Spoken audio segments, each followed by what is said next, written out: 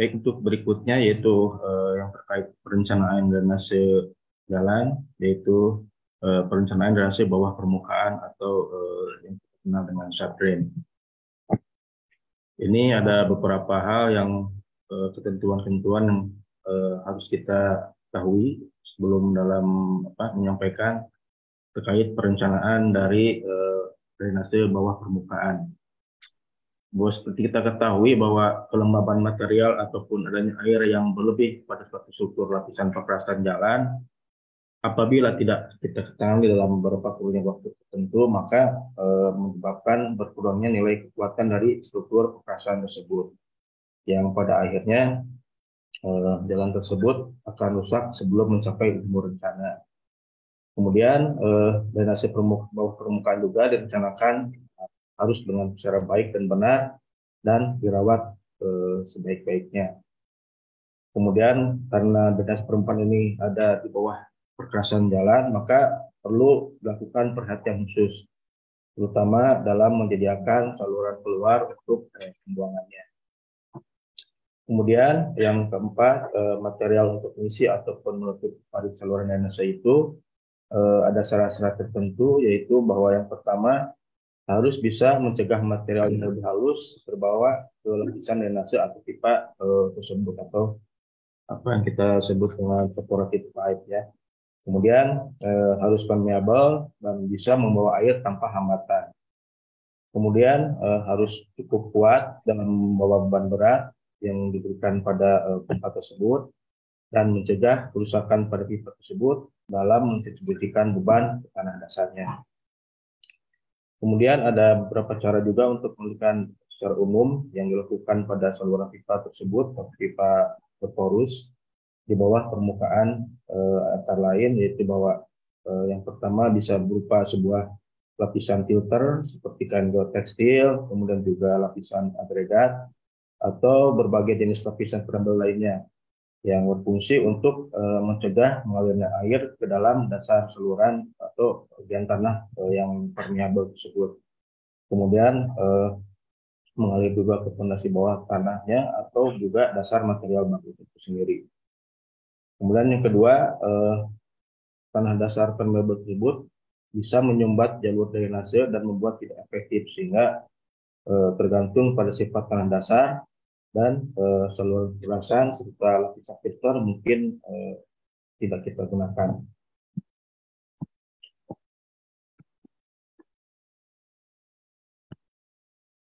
Kemudian secara teknis ada beberapa hal yang perlu juga kita sampaikan terkait drainase bawah permukaan, bahwa yang pertama yaitu bahwa indikator ataupun ciri-ciri yang perlu kita perhatikan jika kita memang perlu dibuat ataupun dibangun suatu drainase bawah permukaan. Yang pertama yaitu adanya sambungan pada perkerasan kaku atau beton, kemudian juga bila sealing dilakukan tidak semestinya dengan benar, dan bisa memungkinkan air mengalir dari permukaan ke dalam perkerasan.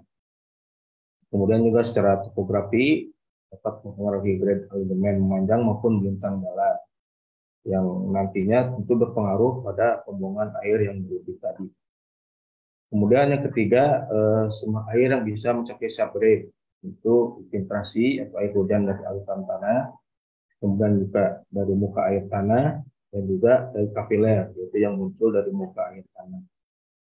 Kemudian indikator lainnya bahwa rembesan bisa terjadi karena adanya kerusakan pada perkerasan jalan, antara lain stripping, kemudian routing, dan retak pada perkerasan aspal atau pumping, faulting, dan retak pada perkerasan beton. Selanjutnya, retak pada penampang memanjang perkerasan yang mendekati 0%, yaitu minus 0,5 sampai plus 0,5%. Selanjutnya, penampang perkerasan pada daerah galian. Kemudian adanya kondisi drainase yang jelek ataupun buruk seperti terjadi genangan pada saluran sisinya. Kemudian adanya tumbuhan yang ada pada daerah genangan. Nah, kemudian seperti yang kita ketahui bahwa ada kelebihan air di struktur perkerasan jalan ini tentu menjadi penyebab utama dari kerusakan dari perkerasan jalan. Nah, mekanisme proses terjadinya perembesan dan filtrasi air ini dalam memasuki struktur perkasan jalan dibagi dalam berbagai sumber, yaitu dari atas, dari samping kiri, kanan, kemudian juga dari bawah.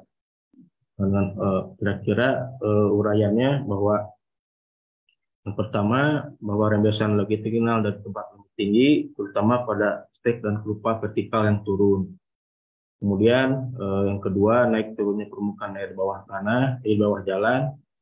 Kemudian ada infiltrasi curah hujan melalui permukaan jalan. Kemudian ada juga kelembaban kapiler dari tepi saluran.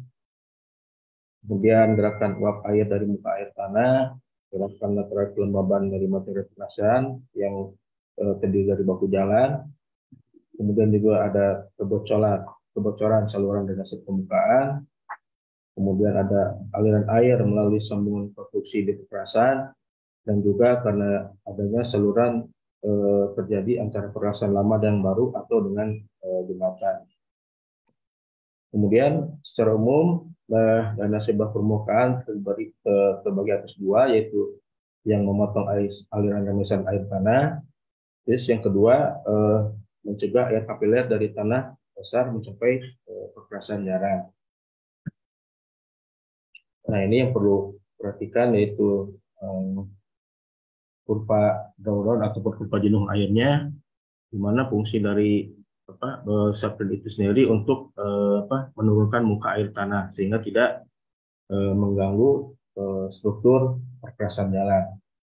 Juga untuk pertimbangan lokasi dan kedalaman dari pemasangan subdrain, perlu 2 subdrain atau 3 subdrain, itu kita lihat dari kurva jenuh airnya.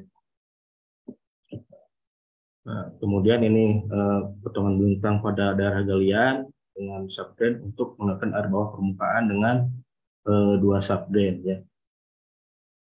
Kita perhatikan juga ketinggian air sebelumnya, kemudian juga ada permukaan tanah aslinya, dan ini ada kurva jenuh airnya yang perlu kita turunkan agar tidak mengganggu untuk perkasan jalan. Nah, ini jika kita berada di lereng, bila tidak dapat terpenuhi oleh saluran drainase memanjang, maka perlu melakukan saluran drainase melintang. Dan kita perhatikan juga untuk desain dari drainase permukaan bawah itu sendiri, di mana ada permukaan tanah aslinya, kemudian juga galian dan muka air tanahnya. Kita coba turunkan dengan adanya saluran pencegat dengan subdrain longitudinal. Kemudian juga saluran melintang ditempatkan di daerah transisi antara galian dan urugan. Kemudian ini ada tipikal layout untuk saluran subdrainnya, yaitu muka air tanah setelah ada drainase. Ini ada di tipe antar kota atau di luar kota. Ini ada permukaan air tanahnya, kemudian penempatan pipanya. Ini ada permukaan perkasan jalan, kemudian juga ini permukaan tanah yang tidak diperkeras. Kemudian untuk tipikal yang di perkotaan itu ada berupa kerap ataupun gutter yang menyambung dengan perkerasan jalan. Kemudian kita lapisi dengan material penyaring yang dari kain geoteksil atau lain sebagainya. Nah, ini penempatan pipanya seperti ini, berbeda dengan apa yang ada di tipikal di luar kota. Nah, ini jenis saluran tangkapnya, ini berdasarkan itu tadi ada yang berupa sistem set yang sederhana karena ada puing, kemudian juga ada dari filter geoteksil. Yang ketiga bisa juga dengan dilengkapi pipa drainase. Keempat, drainase pipa dengan lapisan pembatas untuk mengeluarkan air permukaannya. Ini ada 4 jenis untuk saluran tangkap yang ada di saluran subdrain. Kemudian juga ada yang kelima, yaitu varian pipanya yang dibungkus dengan geotekstil. Nah, ini untuk menunjukkan bahwa lebih banyak elaborasi antara pipa yang dibungkus dengan geotekstil untuk mencegah perpipaan dan hilangnya material filter. Kemudian yang keenam ada lapisan filter tanah untuk menghindari penyumbatan geotekstil. Nah, untuk mencegah dan menguatkan untuk drainase bawah permukaan, ini ada semacam gambar tipikal untuk daerah memanjang dengan pipa berlubang, kemudian juga ada daerah yang diselimuti diperpanjang sampai sisinya. Selanjutnya ini untuk drainase untuk infiltrasi air permukaan dengan drainase bawah permukaan. Jika ada tanah dasar yang di bawahnya terdapat lapisan kedap air, maka kemudian juga tinggi air permukaannya cukup bisa mempengaruhi perkasan jalan. Ini ada aliran kapiler menuju perkasan jalan, maka kita turunkan dengan menggunakan saluran dari saringan bawah permukaan atau subgrade ini. Kemudian selanjutnya untuk ada saluran untuk mencegah aliran ini terkait di lapisan berpori ataupun ada lapisan permeabel.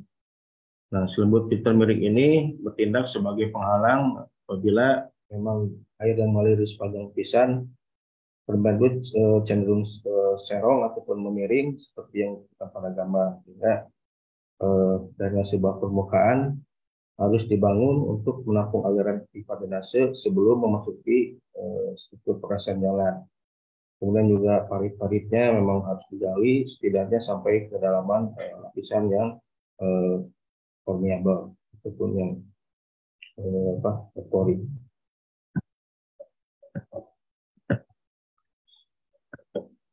Selanjutnya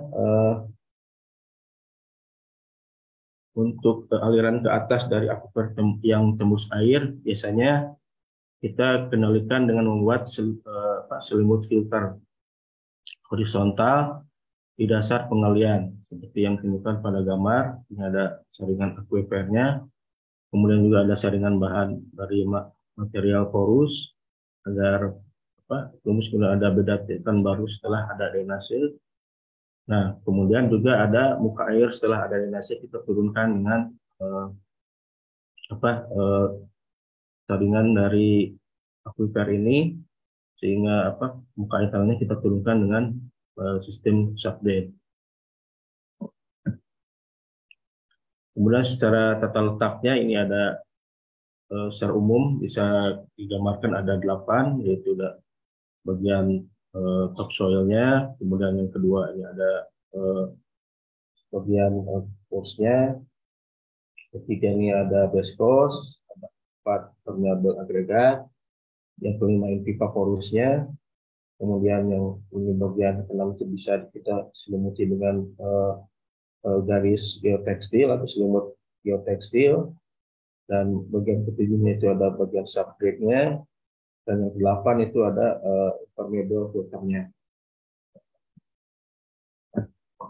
Kemudian kita letak secara bawah permukaan juga saluran drainase permukaan dan bawah permukaan blok ini tata letaknya seperti ini.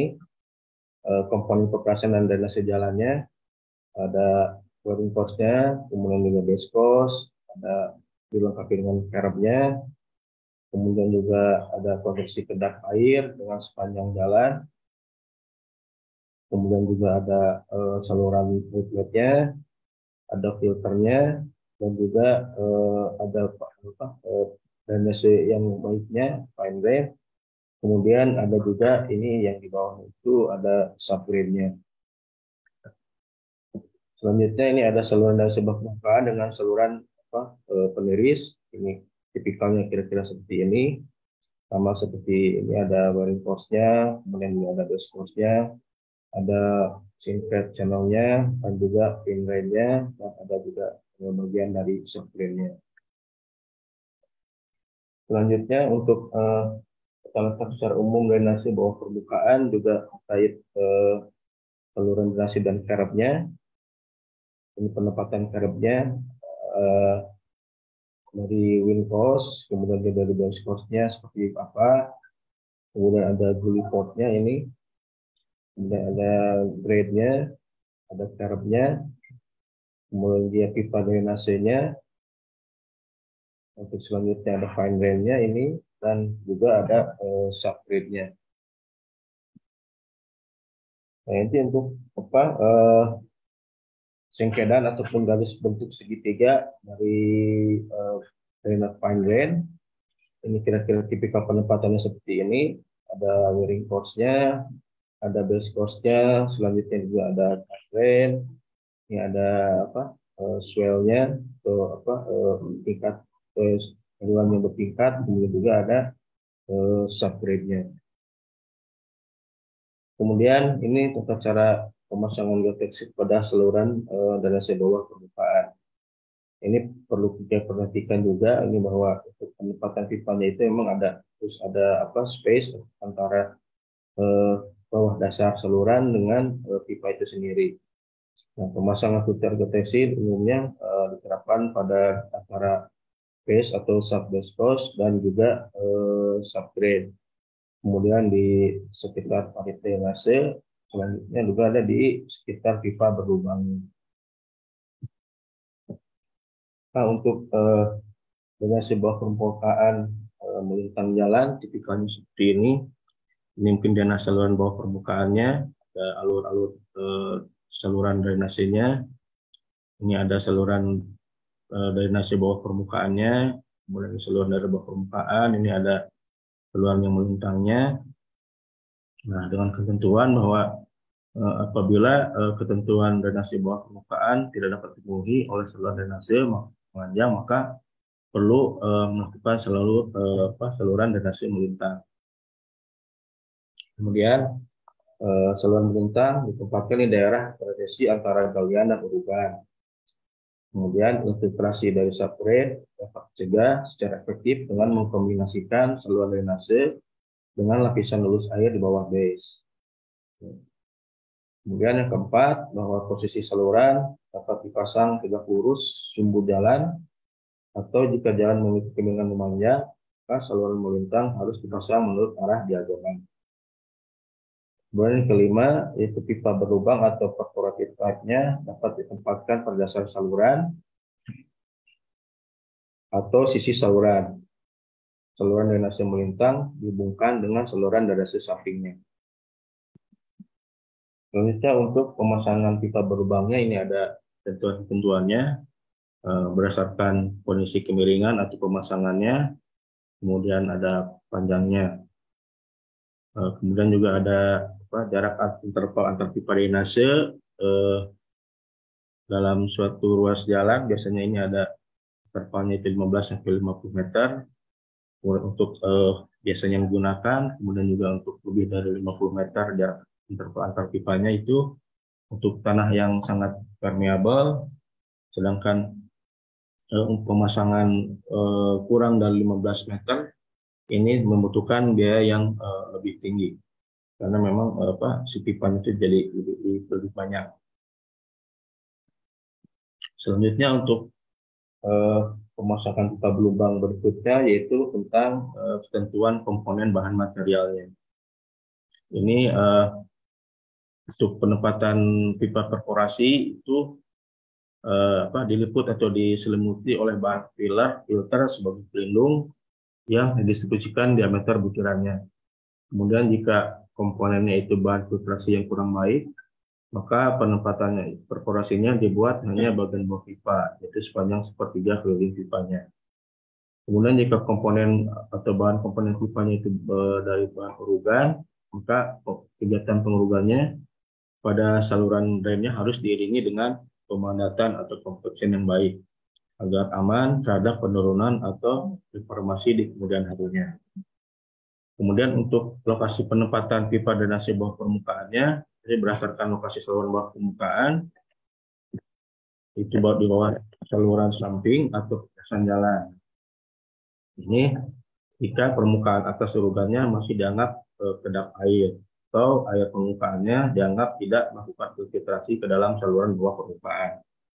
Dan jika lokasi saluran bawah permukaannya itu di bawah bahu jalan, maka permukaan atau urugan bawah pilarnya harus dilapisi dengan pilar saluran bawah tanahnya.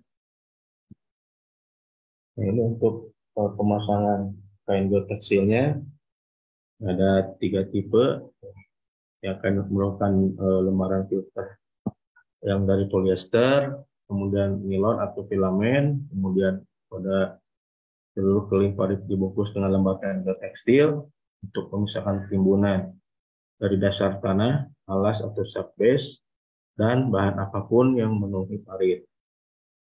Kemudian abrasi pipa berlubang atau pipa perforasi. Ini pada gambar C. Kemudian untuk pemasangan pipa berlubang pada sesuai jenis tanahnya, ada bahan dari saluran drain terdiri atas tanah berpasir yang baik, kemudian juga ada dari dasar saluran yang terdiri dari lapisan batuan yang keras dan juga tanah lunak dan tidak stabil. Ini pemasangannya ada bagian masing-masing. Yang perlu diperhatikan mungkin bahwa pertama yaitu saluran drainase apabila bahan dari tanah berpasir yang baik maka saluran dapat diuruk kembali setelah tanah berpasir. Kemudian diratakan menurut ketinggian yang diinginkan dan sesudah ukuran pipa berlubang. Kedua, bahwa pemasangan pipa berlubang sesuai dengan jenis tanah. Yang ketiga, ketentuan bentuk galian saluran atau parit drainase bawah permukaan itu tergantung daripada air tanahnya, kemudian juga kondisi tanah, jenis peralatan, dan metode pelaksanaannya. Yang keempat, bahwa lebar penggalian lebih besar dari diameter pipa perforasi atau lebih dari 30 cm. Yang kelima, jenis saluran dibuat severtikal mungkin.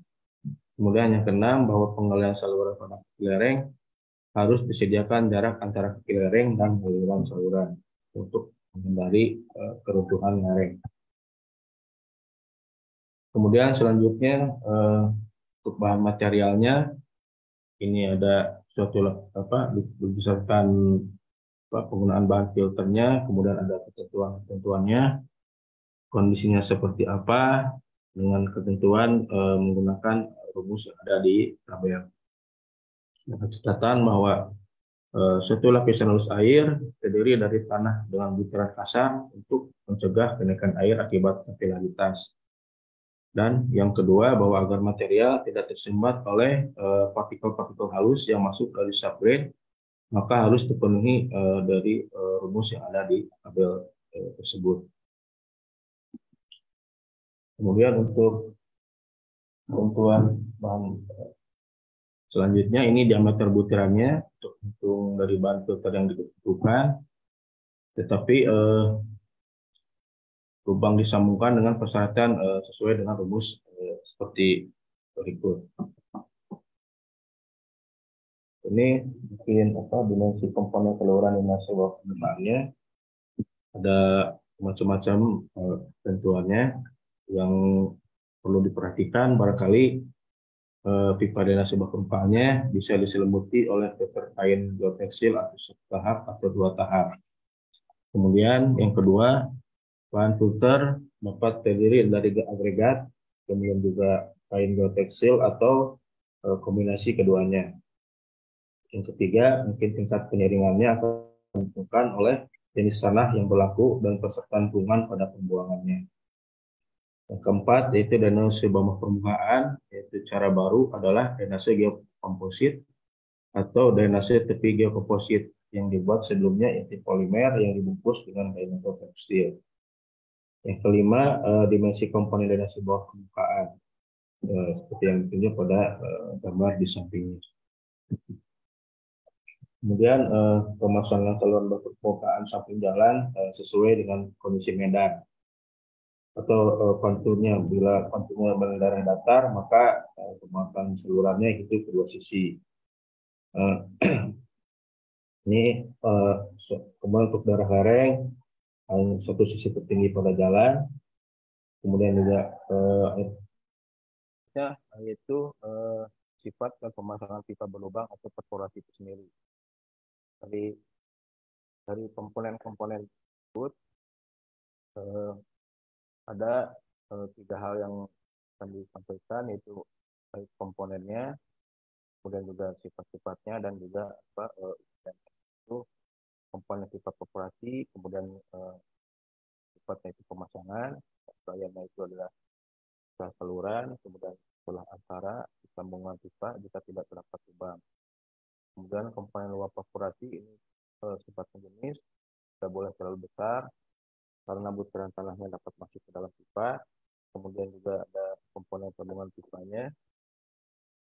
Ini terkait ukuran celah pipa yang lebih dari 3 mm. Kemudian eh, ini diliput lapisan geotekstil untuk mencegah masuknya tanah ke dalam pipa. Kemudian ada kemiringan pipa. Untuk penempatannya ini tidak boleh kurang dari 2% untuk menghasilkan kecepatan plus 0,3 meter per detik. Nah, untuk selanjutnya ini terkait gambar-gambar standar untuk dana sebuah permukaan. Ini ada titiknya, ada satu, ini berdasarkan apa, sesuai ketentuan. Kemudian untuk yang kedua itu ada kain tekstil dengan tipe berlubang diameter 100 mm. Kemudian dan pasirnya tebal dengan tebal 25 mm. Selanjutnya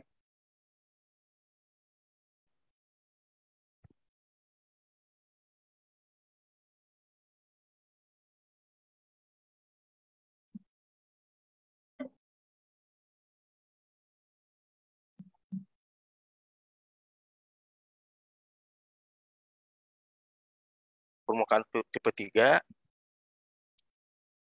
ini terkait filter.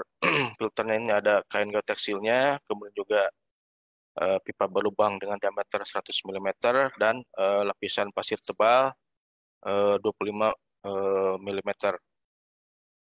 Kemudian untuk tipe 4-nya ini ada eh, ada perkerasannya, kemudian filternya ini sesuai ketentuan. Kemudian kita lapisi isi pipanya dengan kain geotekstil, kemudian geoponsis Finlandnya dengan ketinggian vertikal 200 mm. Nah, selanjutnya ini eh, terkait gambar drainase bawah selanjutnya, yaitu gabungan drainase permukaan dengan air permukaan hujan. Ini desainnya seperti ini. Ada timuran kedap di mana saluran pembuangan terletak di perkasan jalan. Kemudian untuk filternya ini sesuai ketentuan. Selanjutnya si pipa perforasinya itu kita selimuti dengan kain geoteksil kira-kira 150 mm tebalannya. Kemudian ini panjang pipanya 2440 mm dengan diameter 450 mm menggunakan pipa RC. Kemudian maksimum pipa tersoket dengan bagian bawah sambungan mortar atau pipa PFE berlubang alternatif. Kemudian ada lapisan pasir tebalnya itu sekitar 25 mm. Kemudian yang berikutnya yaitu formasi pembuangan air permukaan dan drainase bawah permukaan.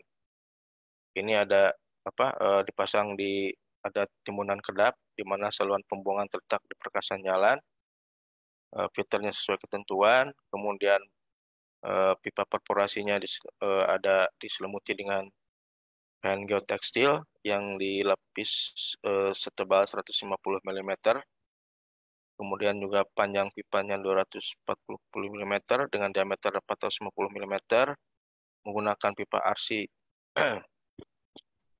Kemudian di bawahnya ini ada jarak sekitar 600 mm terhadap dasar salurannya. Kemudian juga ada lapisan pasir tebalnya kira-kira 25 mm. Nah, berikutnya untuk sekilas gambaran terkait kondisi existing di lapangan hasil inspeksi.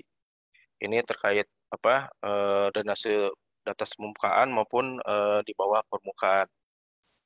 Eh, ini ada beberapa hal yang perlu disampaikan bahwa untuk desain kemiringan drainase untuk daerah super elevasi atau kemiringan seperti ini memang seharusnya menurut apa pedoman atau ketentuan bahwa di daerah paling atasnya itu memang harus dimensinya itu harus lebih besar dari kemiringan bawahnya.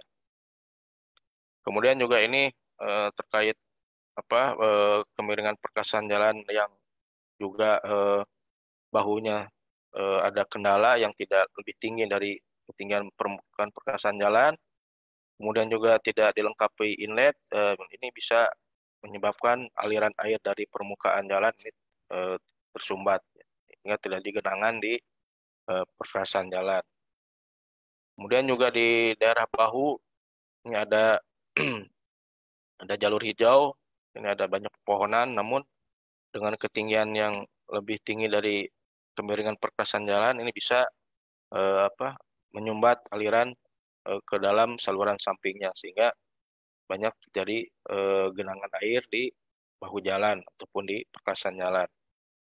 Nah, desain-desain seperti ini juga tampak seperti ini, kemiringan bahu itu lebih tinggi dari perkerasan jalan sehingga eh, apa kemiringannya tidak sesuai dan menyebabkan aliran dari permukaan perkerasan jalan ini terhambat oleh eh, apa tumbuhan ataupun ketinggian kemiringan bahu yang lebih tinggi dari kemiringan perkerasan jalan. Kemudian juga untuk desain yang tipe bentuk V seperti ini yang sekarang sering kita lihat itu mungkin ini apa ada hubungannya dengan clear zone sehingga perlu ditetapkan antara kemiringan dari perkerasan jalannya terhadap eh, apa eh, kondisi atau tempat lokasi saluran sampingnya sendiri perlu kita perhatikan ya, terutama untuk safety-nya. Eh, Kemudian juga ada ini adalah suatu contoh genangan di suatu ruas jalan yang diakibatkan karena tidak pengaliran ke dalam saluran samping. Nah, perlu dibuat alternatif untuk bisa dibuat saluran drainasenya di median dengan cara itu membuat saluran di median jalan atau alternatif kedua membuat saluran porus atau subdrain di sekitar median dengan pipa porus. Kemudian juga untuk lokasi drainase di lereng, daerah lereng yang banyak ditemui apa sekarang seperti ini, ada retakan-retakan seperti ini perlu kita juga perhatikan bagaimana cara kita untuk eh, menutup crack tersebut untuk mencegah infiltrasi dari permukaan air ke dalam celah kecahan tersebut. Kemudian juga untuk penempatan desainnya untuk jenis saluran tepi atau penyegat dari jenis saluran puncak yaitu saluran tanpa garis pelindung seperti ini darah tanah aslinya. Kemudian kita harus ada saluran penangkap atau pencegatnya untuk apa mencegah longsor dan lain sebagainya dan juga untuk mencegah tadi aliran kritis yang terjadi di daerah lereng jalan. Kemudian ini untuk penempatan desain drainase di daerah lepengan rumput tersebut harusnya memang berada di atas saluran si drainase itu sendiri. Penempatan harus seperti ini sehingga air yang dari permukaan itu tuh langsung masuk ke saluran bangunan drainasenya dan juga ini tidak terjadi luapan air di lereng berikutnya. Kemudian untuk kita perkuat juga untuk lereng itu ada dengan semen tanah ataupun beton kurus tebal 5 cm. Nah, selanjutnya ini ada contoh outlet yang penempatannya memang tidak kurang sesuai karena ini sejajar dengan badan air sehingga rusak oleh gerusan aliran airnya sendiri. Kemudian ini juga terlalu bawah sehingga apabila ini air penuh ini bisa berakibat aliran balik terhadap saluran sampingnya itu sendiri. Kemudian ini outlet yang tidak diperkeras, bawahnya yang bisa terbawa air apabila si kapasitas sungai tersebut sedang tinggi, sedang banyak air sehingga ini bisa merusak penggerus dari bangunan outlet itu. Kemudian di samping outlet ini tidak harus kita diperkeras sehingga aliran air tidak mengendap di samping bangunan jembatan ataupun di bangunan saluran samping. Kemudian selanjutnya ini eh, saluran inlet di jembatan yang sering kita lihat ini tidak standar ya, banyak tidak dilindungi dengan jeruji. Kemudian diameter juga besar yang bisa berbahaya bagi pengendara jalan. Kemudian ini desain dari inlet yang susah dibuka sehingga menyulitkan dalam pemeliharaan. Kemudian juga ini sama inlet di dek jembatan yang tidak dilindungi dengan jeruji ini bisa membahayakan pengguna jalan sehingga apa susah untuk pemeliharaan jalannya, pemeliharaan saluran inletnya yang bisa mengakibatkan ini tertutup total dengan sampah ataupun sedimentasi. Ini juga sama, ini konstruksi bangunan bak kontrolnya ini susah sekali untuk dibuka. Jadi mungkin untuk berikutnya bisa didesain semudah mungkin untuk dilakukan pemeliharaan ataupun pembersihan. Untuk selanjutnya ada eh, bagian materi keempat, yang ketiga yaitu gambar standar drainase. Ini sudah ada ketentuannya yaitu dari surat edaran dari Dirjen Bina Marga terkait nomor 15 tahun 2021 eh, tentang gambar standar pekerjaan jalan dan jembatan di Direktorat Jenderal Bina Marga. Nah, mungkin ini tidak ada hal-hal yang baru dari surat edaran ini, namun secara umum bahwa dalam rangka ini gambar standar ini dibuat dalam rangka mendukung perencanaan dan pelaksanaan jalan dan jembatan yang berkualitas serta mempertimbangkan teknologi konstruksi di bidang jalan dan jembatan. Kemudian juga gambar standar ini mempertimbangkan spek umum bina marga untuk pekerjaan jalan dan jembatan yang berlaku serta mengakomodir standar rujukan ataupun buku pedoman lainnya yang telah dimutakhirkan. Kemudian juga maksud dan tujuan dari surat edaran tentang gambar standar ini itu sebagai acuan teknis bagi penyelenggara jalan dalam pelaksanaan pekerjaan perencanaan jalan dan jembatan. Kemudian juga SE ini bertujuan untuk menyeragamkan gambar standar agar kualitas pekerjaan perencanaan konstruksi jalan dan jembatan sesuai dengan kriteria teknis jalan dan jembatan.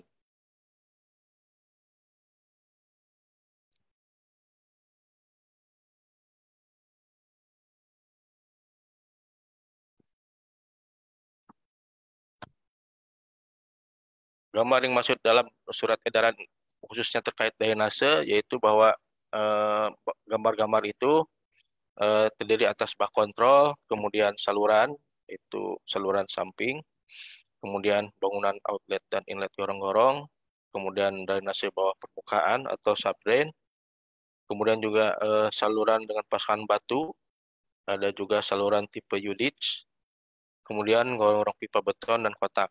Nah, kemudian dari eh, bangunan drainase tersebut dalam penggunaan gambar standar untuk pekerjaan jalan jembatan ini hal yang perlu ini berguna untuk yang pertama dalam perencanaan dan pelaksanaan pekerjaan konstruksi jalan. Kemudian juga untuk melengkapi spek umum bina marga dalam pekerjaan jalan dan jembatan yang telah berlaku. Yang ketiga, sebagai dasar perhitungan analisa harga satuan pekerjaan, pemeliharaan jalan dan jembatan. Kemudian dalam penerapan gambar standar ini juga harus selalu mempertimbangkan kriteria desain dan spesifikasi teknik yang disyaratkan, serta harus didukung dengan data aktual dan analisa perhitungan sesuai ketentuan yang berlaku. Nah, dalam gambar standar ini, khusus terkait drainase itu ada banyak ya terkait gambar standarnya. Seperti yang tadi yang disampaikan, mulai dari bak kontrol, kemudian juga outlet, kemudian inlet gorong-gorong, bak penampung, sampai kepada detail pipa untuk perforasi gitu ya, drainase bawah permukaan.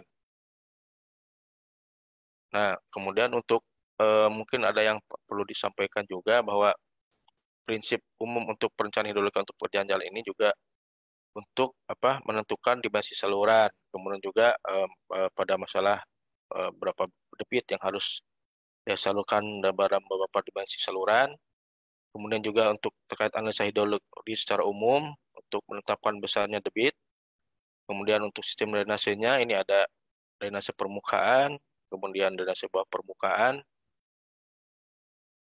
dan selanjutnya untuk gambar-gambar saran ini mungkin sudah eh, tidak ada lagi yang perlu update-nya, mutakhirnya karena sudah sering digunakan. Jadi ini terkait yang pertama yaitu gambar bak kontrol. Ini ada bak kontrol yang terdapat di Carib. Potongan gambarnya seperti ini. Saya kira untuk ukuran-ukurannya mungkin bisa kita baca di buku pedomannya. Kemudian untuk selanjutnya itu gambar bak kontrol dengan Carib pracetak. Ini ada Caribnya, dilengkapi dengan Carib. Si bak kontrolnya. Kemudian ini eh, outlet. Outlet yang tadi disampaikan terkait teori-teorinya. Ini ada jerujinya, bak kontrolnya. Kemudian ini ada ukuran denah untuk isian batunya yang kita tempatkan di ujung saluran atau outlet yang akan bergabung dengan badan-badan air. Kemudian juga ini ada inlet gorong-gorongnya untuk gorong-gorong. Kemudian gorong-gorong dengan bak penampung. Ini ada 3 kaki. Ini ada bak penampungnya. Kemudian ada inletnya di sebelah gutter-nya. Kemudian ini ada tipe trotoar, kemudian juga kerap bertulang dan kerap inlet. Nah, ini jenisnya penempatannya seperti ini. Ini ada kerap inletnya. Ini masuk ke dalam saluran ininya, pipanya. Ini yang di atas trotoar. Kemudian kita salurkan ke saluran samping. Kemudian juga ada eh, tipe trotoar, kemudian kerap bertulang dan kerap lubang masuk. Ini sama seperti di atas untuk tipe gorong-gorongnya. Kemudian juga ada ini gorong-gorong tipe B, gorong-gorong tipe C. Kemudian ini bagian penurunan standar untuk saluran tidak dengan pasangan batu. Untuk bangunan penampungnya ini ada cross drain-nya. Kemudian untuk eh, bangunan penampung tipe A dan tipe B ada yang berbentuk segi empat, kemudian juga ada bentuk trapesium. Kemudian ini ada gorong-gorong pipa tipe A, ini ada hanya 1 buah. Ini ada material dengan bahan porusnya, kemudian ini ada tanah aslinya, kemudian juga untuk daerah kemiringannya 1:2. Dan ini penempatan untuk gorong-gorong tipe A tersebut. Ini ada tipe B, ada dua, dua, dua gorong-gorong. Kemudian ini dinding temboknya atau headwall-nya. Ini tipe C yang tadi gorong-gorong, masih sama.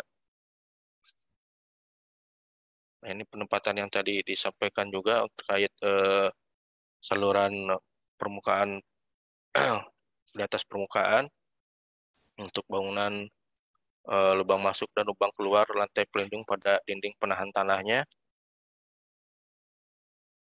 Kemudian untuk terjunan juga ini struktur kolam olakan, ini bak kontrolnya.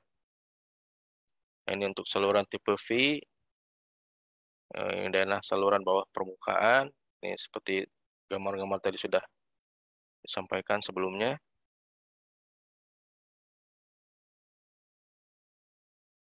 Nah, ini bawah permukaan tadi juga dengan pipa perforasi sama kira ini untuk gambar standarnya,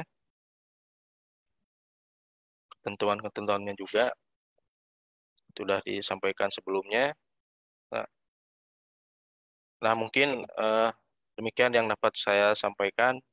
Mohon maaf jika dalam penjelasannya ada hal yang tidak dipahami dan jelas. Demikian, Assalamualaikum warahmatullahi wabarakatuh. Kami sampaikan lanjutkan lagi ke moderator acara. Waalaikumsalam warahmatullahi wabarakatuh. Terima kasih kepada Bu Ane dan Pak Agus ya atas materi yang sudah disampaikan.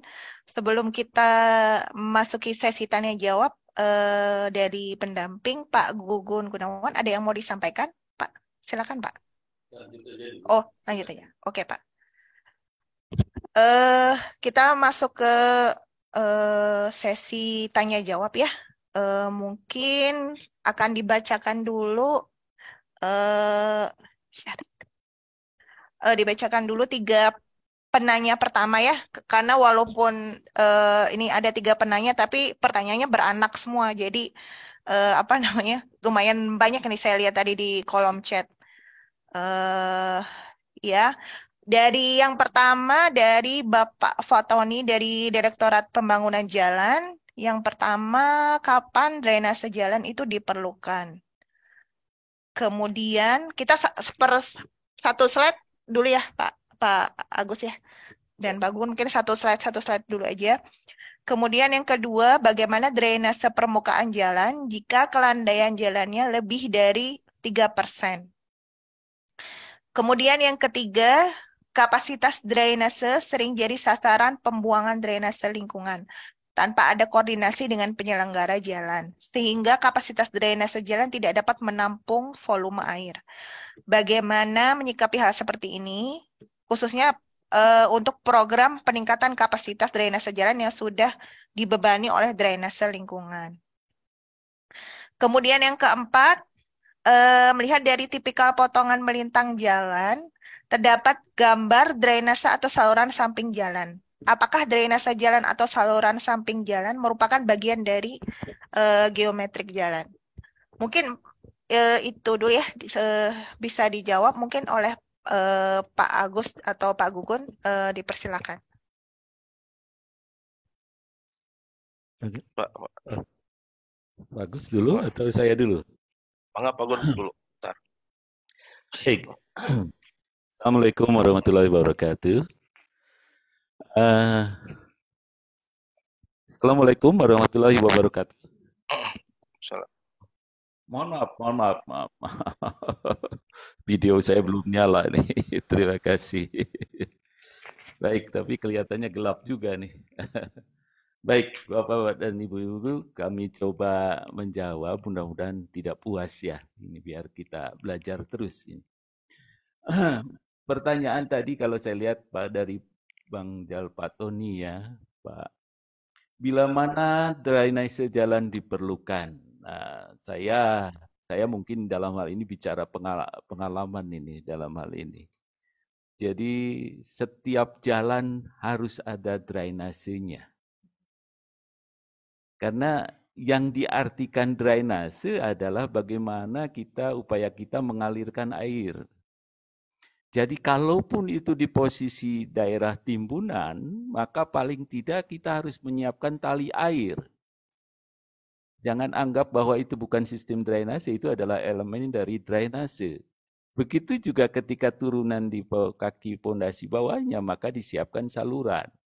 Ini yang seringkali kita lupa bahwa timbunan tidak karena kanan kiri lereng tidak perlulah drainase. Padahal itu menurut kami perlu. Dan yang disebut sistem drainase itu ada drainase permukaan perkerasan, artinya kemiringan dari perkerasan itu paling tidak memenuhi secara aturan, acuan 1 sampai 2% atau 3% untuk mengalirkan air. Begitu juga bahunya. Bahunya harus plus 2% dari kemiringan melintang dari perkerasan. Itu adalah dari sistem drainase. Jadi apapun kita kapanpun jalan perlu sistem drainase. Itu yang penting buat kalau menurut kami. Mohon koreksi silakan. Tapi itu adalah aturan yang seringkali bahwa wah ini tidak perlu drainase karena yang dilihat drainase itu saluran atau gorong-gorong itu yang wujudnya. Padahal permukaan, bahu itu adalah bagian bagaimana mengalirkan air supaya tidak mengganggu struktur. Ini yang jadi paling tidak kalau di daerah timbunan maka lerengnya itu disiapkan tali-tali air untuk mengalirkan, di bawahnya disiapkan saluran. Begitu juga kemiringan permukaan perkerasan, kemiringan bahunya sesuai aturan yang tadi disampaikan oleh Bu Ane dan Pak Agus. Itu ada acuannya terjelas. Kalau bahu itu plus 2% dari kemiringan dari permukaan perkerasan. Perkerasan antara 1 sampai 3%. Itu adalah yang harus kita siapkan. Meskipun seringkali dalam realnya agak susah. Kemudian saya lanjutkan, mungkin nanti Pak Agus bisa nambahkan. Yang pertanyaan kedua, bagaimana drainase permukaan jalan jika kelandaian jalan lebih dari 3%? Disiapkah di 3% ya? Nah, secara aturan kita punya acuan kalau antara 1 sampai 5% itu tidak dengan kecepatan, memperhatikan kecepatan air, kemudian jenis tanah, jenis salurannya, bangunannya, maka tidak diperlukan istilahnya pemutus arus. Nah, ketika 6% kemiringannya disarankan secara pedoman pakai pemutus arus sampai 15%. Itu ada acuannya. Tapi semua juga harus dilihat. Nanti kalau 3% ini jenis tanahnya apa? Diperkeras atau tidak bangunan drainasenya? Kalau tidak diperkeras, perhatikan jenis tanahnya. Mudah tererosi atau tidak? Maka perhatikan nanti ke depan kecepatan aliran. Secara analisa hidrologinya bagaimana? Apakah masih 0,5 sampai 1? Kalau itu oke, tanpa diperkeras dengan 3%. Tapi kalau lebih dari itu, maka harus diperkeras. Ini harus disiapkan. Itu ada di standar semuanya. Ya. Jadi kalau tadi misalkan kemiringan 15%, maka per jarak 2 meter itu harus ada pemutus arus. Kalau memang ketinggian yang sangat kritis, yang sangat tinggi ya. Ini yang dulu diacunya sampai 10% kemiringannya itu baru setiap 6%, setiap 6 meter baru ada pemutus kecepatan, pemutus arus ya. Kemudian pertanyaan ketiga, kapasitas drainase sering jadi sasaran pembuangan drainase lingkungan tanpa adanya koordinasi dengan penyelenggara jalan. Sehingga kapasitas drainase jalan tidak dapat menampung volume air. Bagaimana menyikapi hal tersebut? Program peningkatan kapasitas drainase jalan yang sudah dibebani drainase lingkungan. Bapak dan Ibu, menurut Permen 2014 nomor 12 ya Pak Agus ya? Nomor 12 ya? Saya lupa. 2014 jalan perkotaan, drainase perkotaan, itu disebutkan bahwa siapapun yang mau saluran atau dari lingkungan yang mau masuk ke drainase jalan, maka harus ada izin dari penyelenggara jalan. Sialnya di lapangan tidak ada itu realnya, sehingga menjadi beban. Sehingga pada saat awal, kalau kita pembangunan baru, maka jangan bicara di catchment area antara 10 meter, karena pedoman kita ini kadang-kadang membatasi dengan 10 meter. Dan analisa kawan-kawan konsultan sering bicara, catchment areanya perkotaan 10 meter. Akhirnya terbawa-bawa. Daerah pinggir pun, daerah urban ataupun suburban, itu bicara dengan 10 meter analisisnya. Nah, ini harus diperhatikan topografinya. Kali-kali kita perlu menyampaikan bahwa hasil topografi catchment area yang perlu diperhitungkan, maka kebutuhan saluran itu mungkin lebih lebar. Tapi kalau mengikuti acuan Permen 19, maka cukup 1,5 meter atau 1 meter atau setengah meter. Itu adalah acuan Permen. Tetapi itu tidak lepas dari perhitungan analisa hidrologi, dan itu kawan-kawan konsultan sering menggunakan 10 meter, maka angka 1 dengan angka 1,5 dengan setengah meter itu yang menjadi acuan di Permen 19 seringkali. Realnya di lapangan tidak begitu. Harapan kami sebagai pemerhati di bidang drainase mungkin perlu memperhatikan aspek topografi. Sehingga permasalahan tadi, drainase kawasan yang masuk ke drainase kita dapat terakomodir. Sehingga genangan atau banjir di jalan itu dapat dihindari. Ini yang perlu menjadi. Yang jelas, izin seharusnya dari penyelenggara jalan menurut Permen 2014, drainase perkotaan itu harus ada secara Permen, UPR ya, itu Permen. Nah, memang ini yang seringkali perhatikan kawan-kawan, siapapun penyelenggara jalan kita sering coba kawan-kawan konsultan itu perlu ditanya, berapa catchment area yang Anda lakukan untuk memperhitungkan drainase jalan? Biasanya mereka langsung 10 meter. Ini perlu kita cek lapangan. Sebetulnya topografi kita bagaimana? Catchment area kita bagaimana? Ini perlu menurut saya. Menurut saya supaya kita drainase kawasan yang menjadi beban ke kita ini dapat terlingkup atau terkendalikan oleh kita. Udah ya, melihat. Oh, satu lagi ya. Melihat dari tipikal potongan melintang jalan terdapat gambar drainase atau saluran samping jalan. Apakah drainase jalan atau saluran samping jalan bagian dari geometri jalan?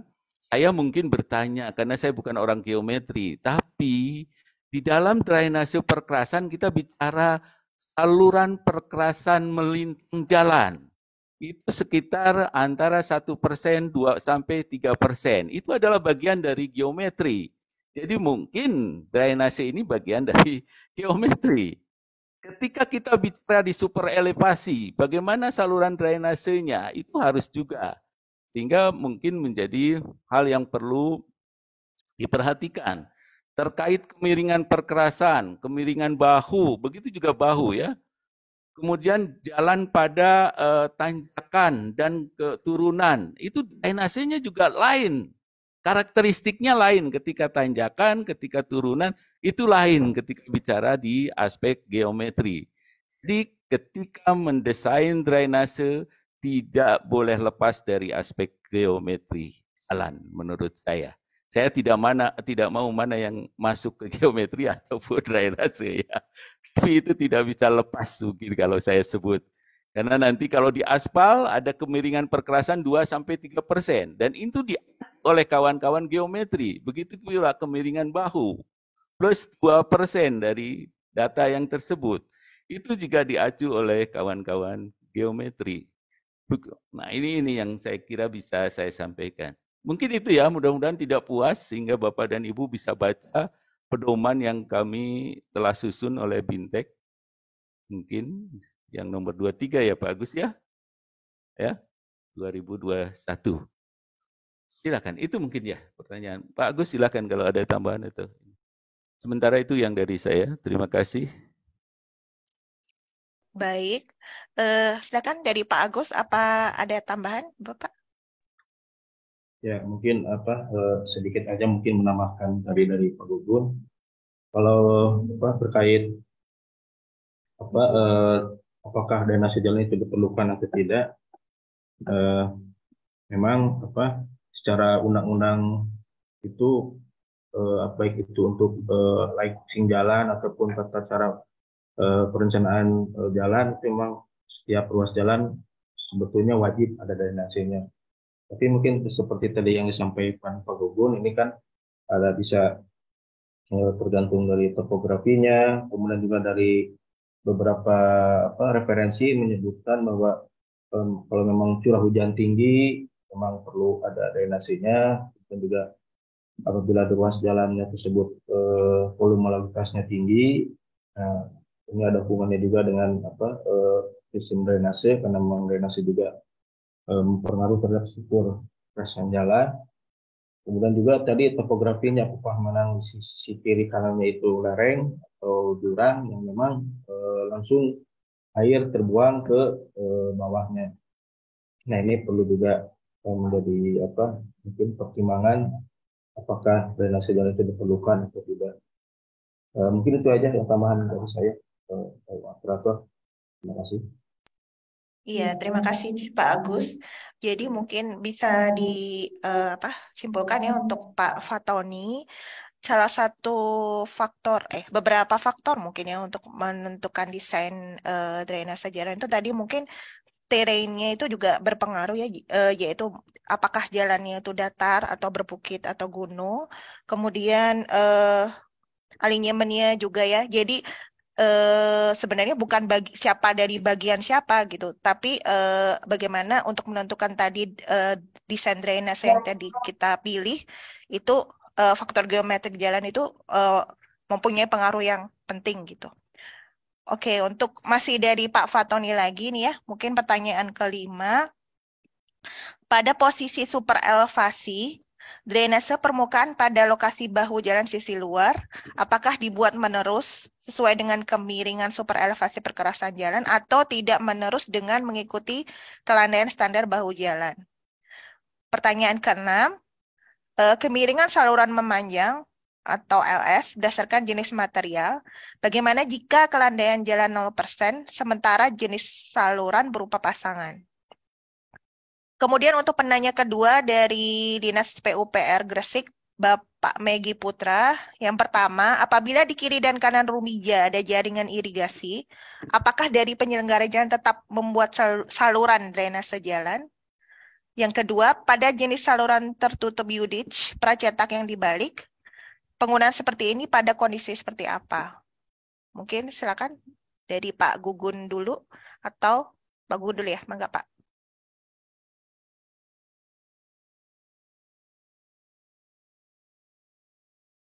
Maaf, terima kasih Pak Tony. Ini pertanyaan yang susah ini. Baik, pada posisi super elevasi drainase permukaan pada lokasi bahu jalan sisi luar, apakah dibuat menerus sesuai dengan kemiringan super elevasi perkerasan jalan atau tidak menerus dengan mengikuti kelandaian standar bahu jalan? Pak Tony, saya hanya ingin mengingatkan, Pak Agus bisa menampilkan gambar yang super elevasi? Pak Agus bisa menampilkan gambar yang super elevasi? Nah, ini supaya hal yang perlu diperhatikan di super elevasi, menurut saya yang perlu nanti disiapkan ketika di tikungan memang harus lebih besar, lebar daripada saluran yang di dalam, sisi dalam. Kemudian elevasi terbawah yang sisi dalam, itu karena itu diharapkan sama dengan elevasi sisi luar. Ini yang menjadi catatan yang perlu kawan-kawan di lapangan perhatikan pada posisi super elevasi. Jangan sampai elevasi nggak ada ya gambarnya ya Pak Agus ya. Di super elevasi Pak Agus, di gambar berapa, slide berapa, saya lupa tadi itu. Ada nggak?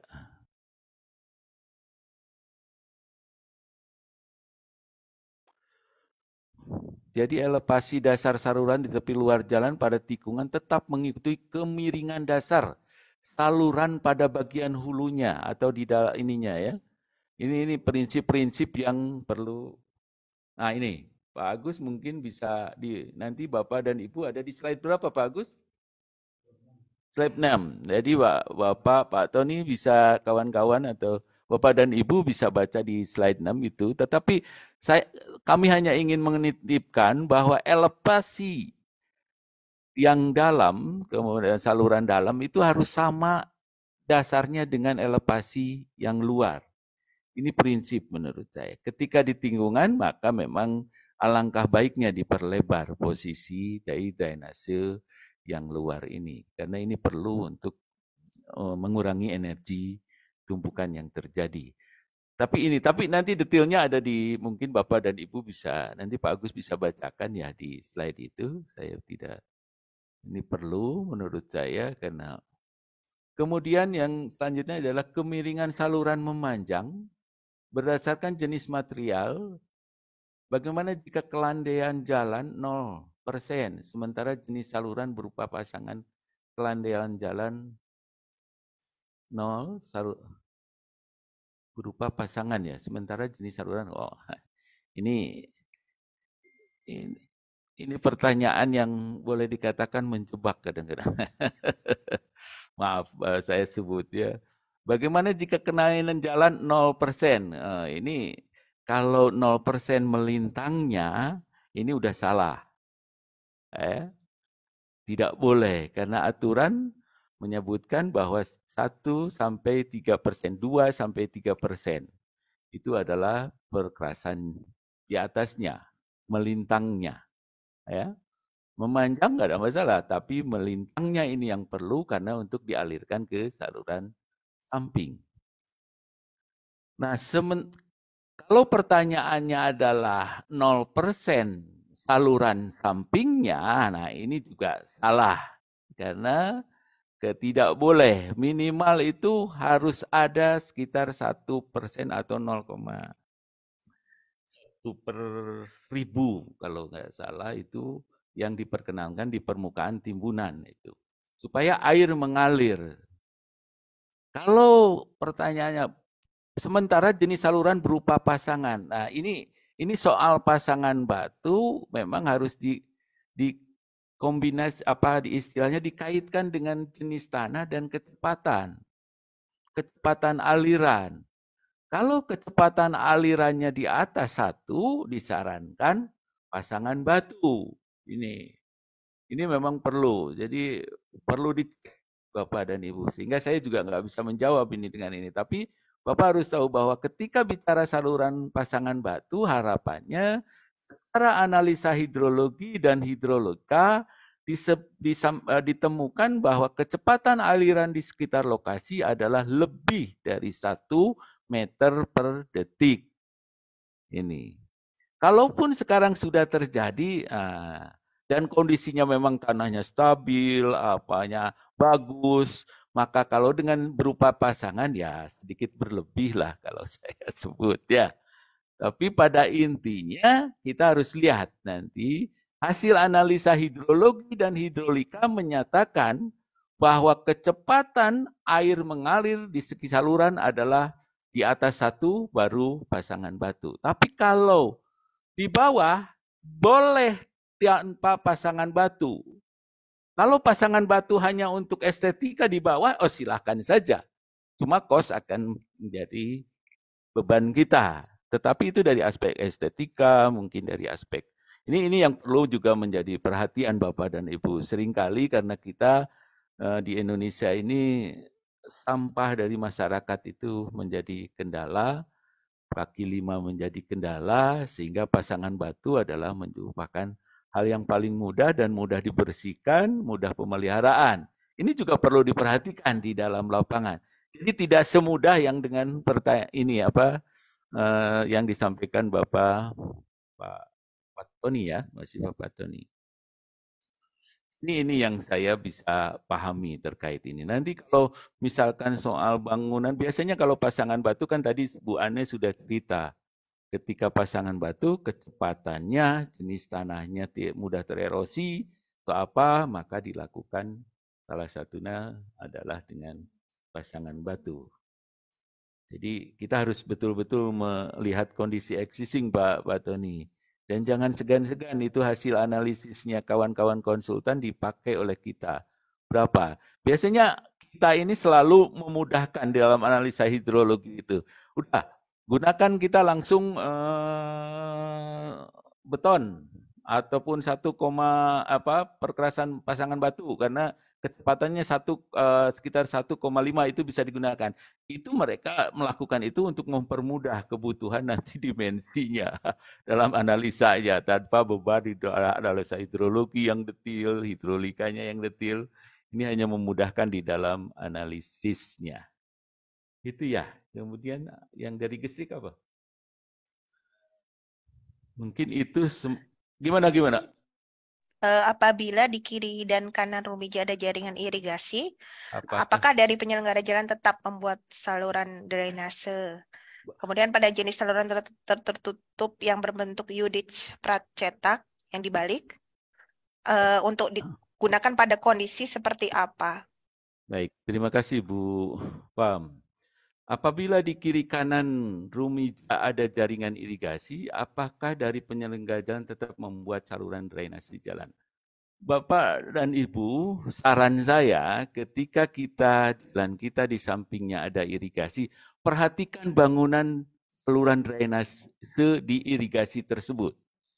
Apakah elevasinya sama atau lebih tinggi atau lebih rendah posisi jalan kita?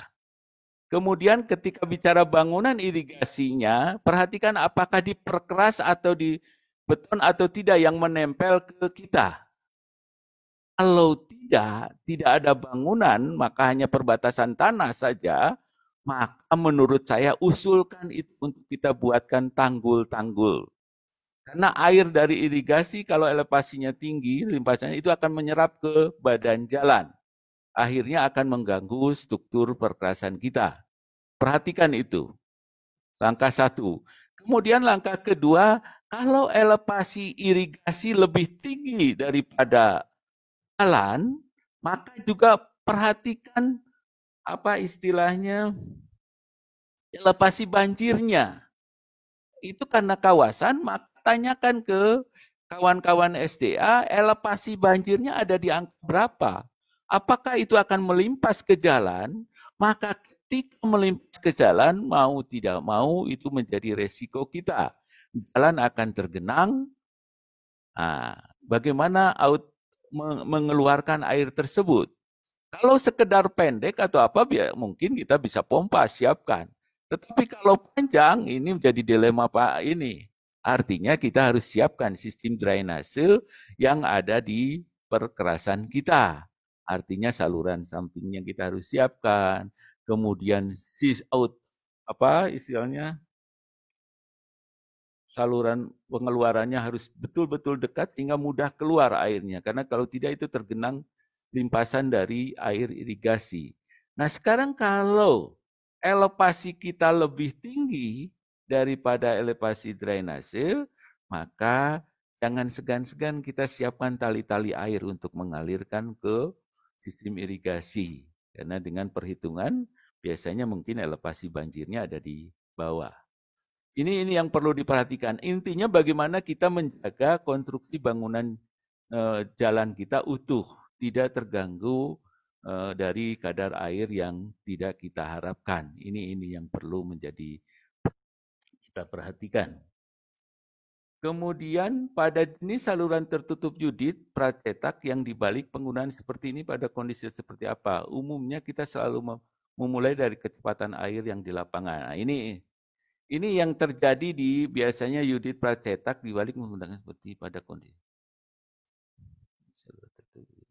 Nah, biasanya kalau Yudich pracetak ataupun ini digunakan kita harus memperhatikan jenis tanah dan tadi kecepatan aliran. Kembali ke yang tadi, bahwa kecepatan aliran di sekitar 1,5 biasanya kita pakai Yudich. Makanya kembali kawan-kawan penyelenggara jalan, data dari kawan-kawan konsultan analisa hidrolikanya kita harus punya itu.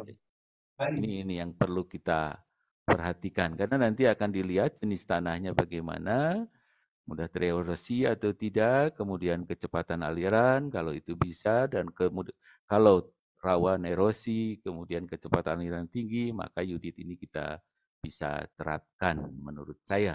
Ini.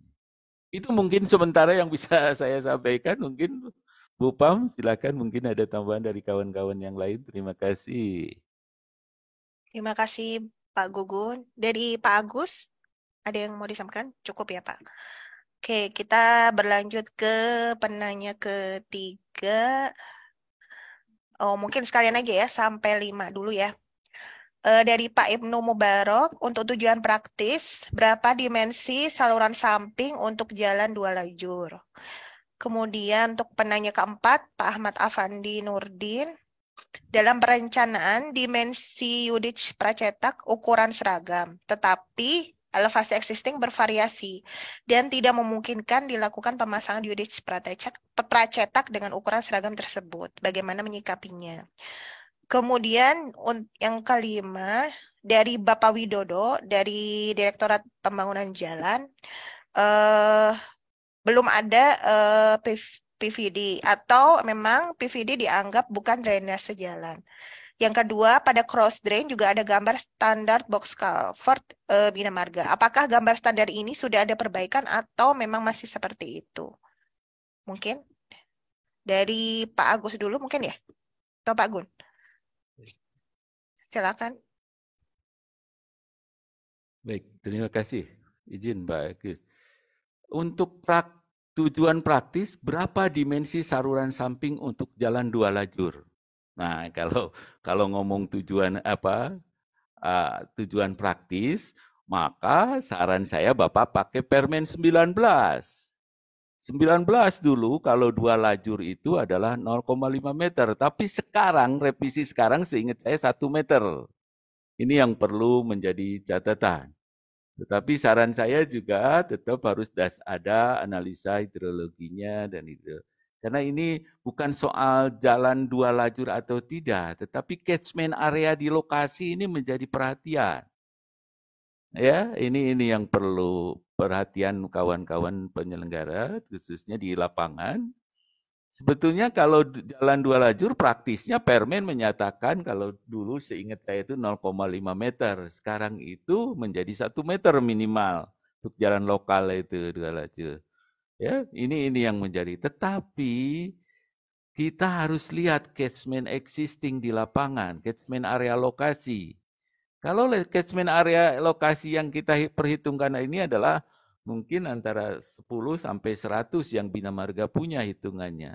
Tapi kalau lajur itu kebetulan lokasi rendah, elevasi terendah dari suatu kawasan, maka apa yang diperlukan di situ? Ini yang lain lagi perhitungannya dengan hidrologinya. Bisa saja mungkin perlu ada saluran-saluran penyerapnya atau apa saluran. Boleh dikatakan mungkin saluran istilahnya berwawasan lingkungan lah. Kolam-kolam atau apa. Karena seringkali kita pada posisi di paling rendah itu menjadi petaka karena jalan 2 lajur ini kita tergenang semua. Karena tanpa memperhitungkan catchment area-nya di lokasi. Jadi itu, acuan praktis silahkan menggunakan Permen. 1 meter atau sekarang 1 meter seingat saya waktu pembahasan terakhir itu. Tapi yang lama itu 0,5 meter. Mungkin itu, kemudian dalam perencanaan dimensi Yudit, ya itu ya. Dalam perencanaan Yudit itu ukuran seragam tetapi elevasi existing bervariasi dan tidak mungkin dilakukan pemasangan Yudit. Boleh Pak Apandi, kalau boleh saya tanya, boleh tanya dulu Pak Apandi. Ini elevasi tidak seragam atau lebar ketersediaan lahan ke kanan kirinya tidak seragam, Pak? Mohon maaf, Pak Apandi. Pak Ahmad Afandi, Pak Ahmad Apandi. Apakah masih di join Zoom? Masih join? Mungkin bisa dijelaskan, Pak, pertanyaannya. Kalau ada. Sepertinya belum, Pak. Baik. Kalau kita ambil sebetulnya kalau elevasi tidak seragam, yang penting kan kita memungkinkan untuk tingkat ke elevasi kemiringan memanjangnya. Saya kira itu tidak ada masalah. Tetapi kalau lebar atau ketersediaan lahan di saluran ini berbeda-beda, sehingga karena itu lahan penduduk atau lahan apa, bangunan yang tidak memungkinkan untuk diperlebar, maka itu adalah kita harus menyiapkan ketika dari saluran yang lebar ke saluran yang lebih kecil, maka dibuat kemiringannya itu 1:1. Kemudian kalau dari sempit ke lebar, dilakukan kemiringannya 1:4. Kenapa itu dilakukan? Itu adalah untuk supaya aliran itu jadi smooth, tidak mengganggu atau tidak energi tumbukannya tidak mengganggu ke struktur bangunan drainase. Ini yang perlu menjadi perhatian. Kalau itu adalah kanan kirinya, istilahnya lebarnya tidak sama. Jadi di gambar shotnya Pak Agus mungkin ada di halaman berapa? Kondisi transisi. Kalau tadi itu saya lihat Bu Ane ya siapa? Mungkin bisa ditampilkan di situ. Bisa sambil ini.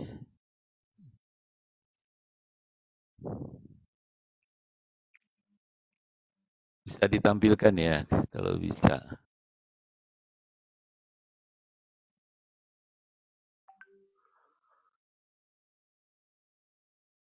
Ada nggak?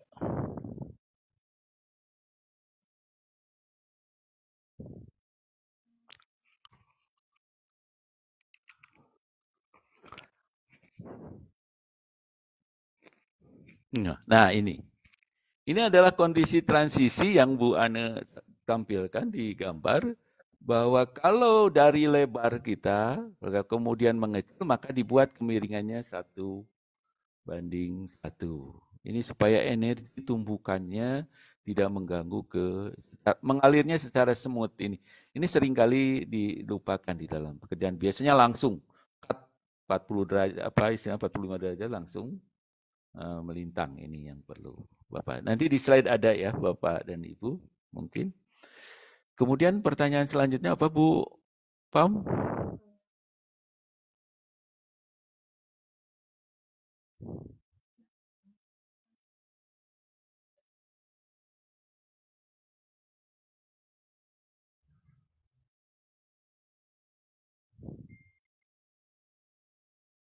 Tadi Pak yang nomor 5 yang mengenai prefabricated vertical drain itu, apakah merupakan drainase jalan atau bukan gitu?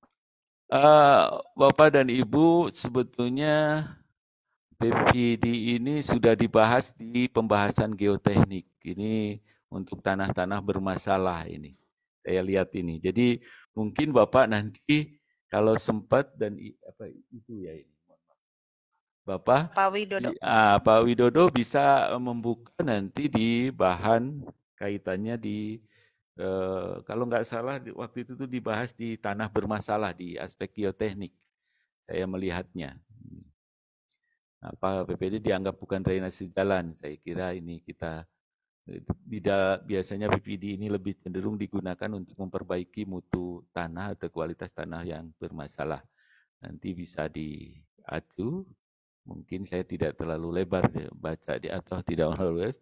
Bapak dan Ibu bisa mengacu pada yang makalah yang atau bahan paparan di kawan-kawan geoteknik di hari keberapa saya lupa itu ya. Ada seingat saya. Kemudian pada cross drain juga ada gambar standar Bokapet Bina Marga. Apakah gambar standar ini sudah ada perbaikan dari masih seperti itu? Ini yang perlu saya tanyakan sebetulnya adalah apakah ini yang gambar yang terakhir itu adalah di gambar tahun 2021 nih Pak versinya. Mungkin Bapak dan Ibu bisa nanti kalau ini kita kirim, mungkin Pak Agus bisa gambar standar dikirim di chat ini supaya kita tahu apa yang menjadi perbedaannya dari apa menjadi pertanyaan dari kawan Pak Ahmad ya. Pak Ahmad Pak Widodo, Pak. Pak Widodo, mungkin Pak Widodo. Karena yang 2021 baru keluar Pak Widodo, mungkin bisa dicek kita sama-sama mana yang menjadi pertanyaan Pak Dodo, maksudnya terkait gorong-gorong atau yang kita sudah lakukan ya, revisi dari yang lama, gambar lama itu 2021 sudah keluar. Mungkin sementara itu karena saya belum tahu yang mana ininya gambarnya, apa permasalahannya, tapi yang jelas yang gambar standar 2021 baru dikeluarkan kemarin tahun 2022. Ini mungkin yang bisa saya sampaikan sementara. Terima kasih. Terima kasih Pak Gugun. Dari Pak Agus, Ada yang mau disampaikan cukup ya Pak? Eh, mungkin yang untuk dari room chat dibatasin dulu. Saya lihat juga di YouTube belum ada yang bertanya. Saya buka untuk yang ingin bertanya secara langsung Bapak dan Ibu. Jika ada ingin bertanya interaktif, saya persilakan untuk mungkin raise hand gitu ya. Kalau Saya, ada Bu, dari para partisipan. Iya Pak, dari Bapak Agus siapa? Purnomo, Pak. Agus Purnomo, Mbak. Bu. Oh iya, silakan Pak dari BPJT ya Pak ya. Ya, jadi Silakan saya Pak. mau nanya sama Pak Solihin atau Pak siapa gitu, Pak Agus juga nggak apa-apa. Begini, permasalahannya begini. Jadi posisi saluran yang ada, yang sudah ada itu terhadap muka air pembuangan di sungai itu jaraknya cuma 1 meter dari permukaan jalan. Sedangkan saluran yang ada itu posisinya itu sudah 1 meter. Sedangkan panjang lokasi drainase yang ada itu plus minus hampir 1 kilo lah. Itu bagaimana penanganannya sehingga apakah salurannya diperbesar atau bagaimana? Sedangkan debit banjir yang ada di kali itu kalau dari permukaan jalan yang ada cuman kalau dia banjir itu sampai kira-kira sampai sekitar 50 cm lah itu. Jadi makanya kondisi yang ada jalannya banjir terus. Gitu Pak Solihin, Pak Agus. Makasih.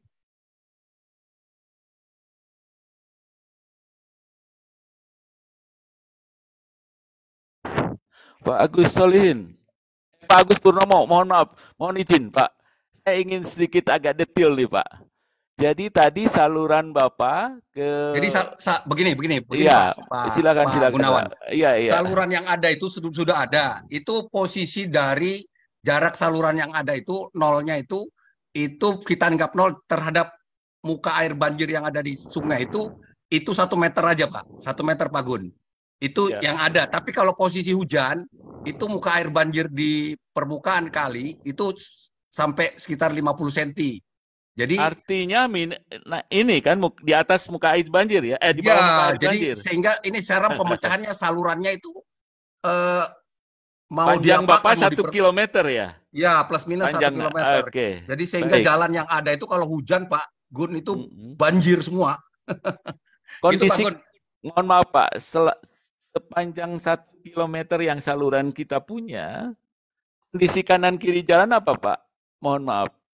Jadi dia posisinya adanya cuma di kanan jalan aja Pak, di kanan jalan saluran yang ada. Iya, kanan jalan itu posisinya. Jalannya itu rumah. Rumah semua, rumah penduduk. Iya, rumah sepanjang itu. Jadi saluran yang ada existing itu cuma di kanan jalan sampai ke kali. Selama ini penduduk menggunakan saluran pembuangan kawasan ke sungai tersebut kan Pak? Iya betul, jadi semuanya saluran rumah-rumah itu masuk ke saluran itu semua, saluran jalan. Dari tepi jalan ke penduduk berapa meter kita punya lahan Pak? Jalannya sekitar 7-8 sama ke penduduk 10 meter sampai 12 meter lah Pak. Wah, kalau 12 meter ada dua alternatif.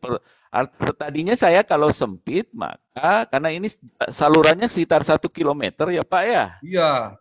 Hitungan analisa hidrologi mungkin di situ akan terjadi waktu transisi yang cukup kapasitas debitnya tinggi sehingga limpasannya keluar ke kita. Betul Pak Gun. Kemudian di depannya terbendung dengan 0,5 meter. Air tidak mengalir. Artinya sebetulnya mungkin kita bisa memanfaatkan lahan kita yang 7 meter untuk sebagai polder sementara.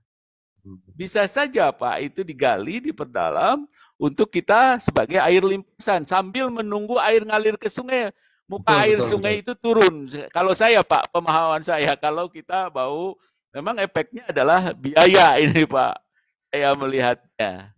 Tapi kita masih punya lahan nih antara 7 meteran. Artinya saya bisa memanfaatkan lahan itu. Nah, ini kalau saran saya karena Bapak mau tidak mau itu di depan udah 0,5 meter kita punya bendungan. Bendungan kita paling nggak 0,5 meter itu yang akan menghambat aliran air dari belum perjalanan 1 kilometer. 1 kilometer dengan pembuangan catchment area yang sangat luas, tadi 7 meter mungkin dari kawasan masuk. Wah, ini salah satunya kalau tidak ini saran saya adalah manfaatkan yang 7 meter itu Pak Agus Purnomo. Saran. Jadi karena saluran yang ada Pak Gun, saluran yang ada itu semuanya saluran tertutup. Nah, karena biasanya dipakai untuk sidewalk di atas trotoar itu. Eh, Jadi di atas trotoarnya itu di bawahnya saluran tertutup. Jadi agak sulit untuk memecahkan masalah banjir kalau hujan itu. ya, Bapak pernah kontrol nggak itu saluran tertutup ya? Dimensinya Berfungsiannya, dimensinya keberfungsiannya, Pak. kecil, Pak. Nah, itulah mungkin saya juga karena saluran tertutup karena itu apa Eh, namanya dipakai sidewalk dan itu dia punya catch basin cuman jarang-jarang itu Pak Gun. Jadi eh. untuk pembersihan itu.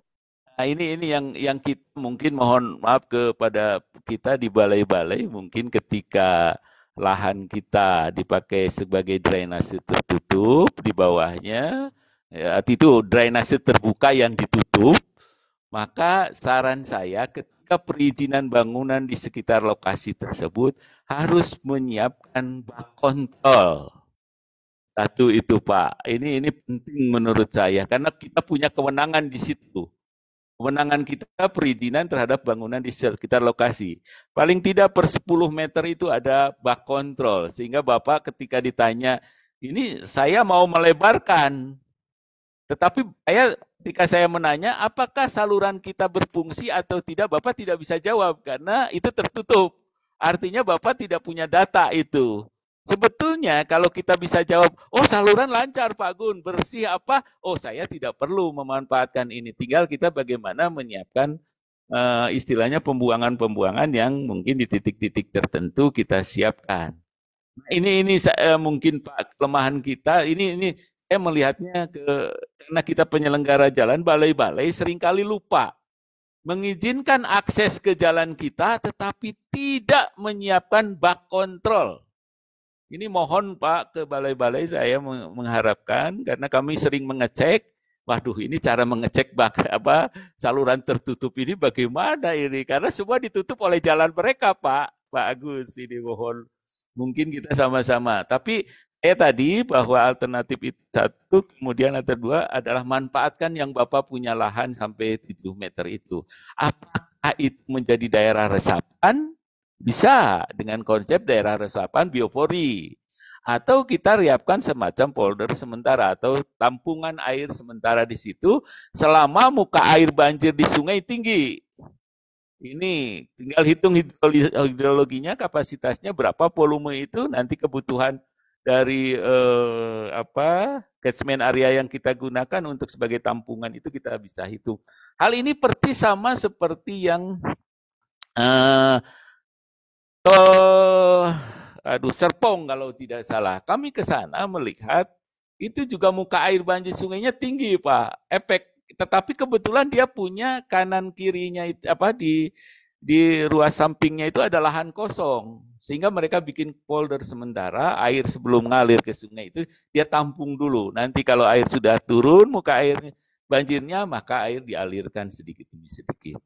Itu alternatifnya, Pak. Tapi saya kembali mohon ke depan mungkin para penyelenggara balai-balai khususnya ketika memberikan perizinan untuk akses jalan, perhatikan bak kontrol kalau itu jalan jadi tertutup drainasenya, Pak. Mohon izin Pak Agus, itu sementara yang bisa saya sampaikan Pak Agus Purnomo. Mohon maaf. Baik, terima kasih Pak Gun. Ya, Bisa kami terima. Terima kasih Pak Gun. monggo Pak. Ya. Dari Pak Agus Solian udah cukup ya Pak? Udah jelas ya Pak Agus Purnomo ya? Mudah-mudahan tadi penjelasan dari Bapak Gugun bisa menjawab pertanyaan Pak Agus Purnomo. Untuk penanya interaktif kedua, apakah ada Bapak Ibu? Dipersilakan kalau ada yang ingin bertanya langsung. Kalau tidak ada, kita kembali ke room chat ya. Mungkin satu slide lagi ya. Silakan dari bisa di-share di sini. Karena ini masih lanjutan dari Pak Widodo ya dari Direktorat Pembangunan Jalan. Ini ada 5 pertanyaan. Pipa perforasi diselimuti oleh geotekstil. Belum disebutkan itu yang jenis woven atau non-woven. Kemudian untuk gambar subdrain di bawah permukaan jalan yang merupakan gabungan antara horizontal dan vertikal subdrain itu bagaimana gambarnya?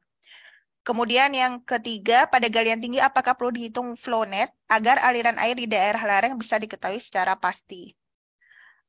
Yang keempat, apa ada gambar standar apabila di samping saluran drainase juga ada box utilitas seperti kabel PLN, fiber optik, pipa gas, dan lain-lain? Apa bisa menjadi satu semua atau harus terpisah? Bagaimana pemeliharaan subsurface drainase? Dan mata pembayarannya seperti apa? Mungkin itu, Pak.